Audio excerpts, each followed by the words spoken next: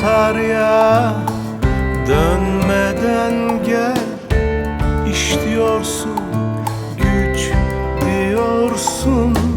Sol yanıma inmeden gel, duyuyor musun? Sol yanıma inmeden gel,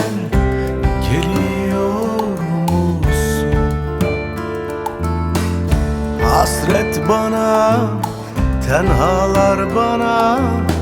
Kan diyorsun, eğlen diyorsun.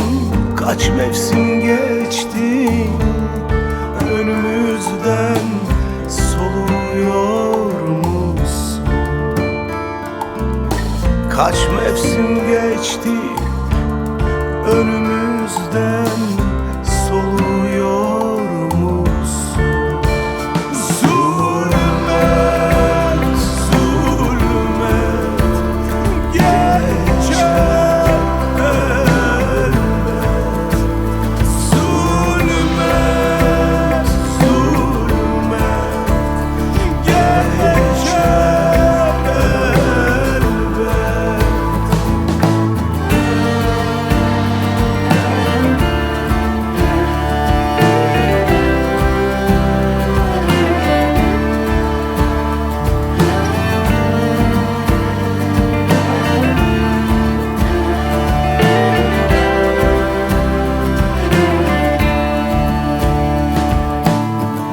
Ay şapkına güleyim gel, halime derman olursun.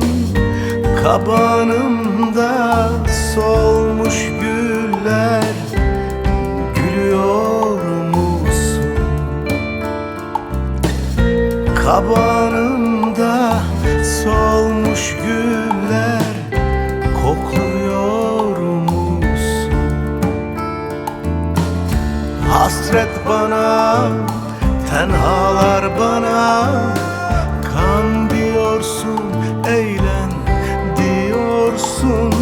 Kaç mevsim geçti, önümüzden görüyor musun?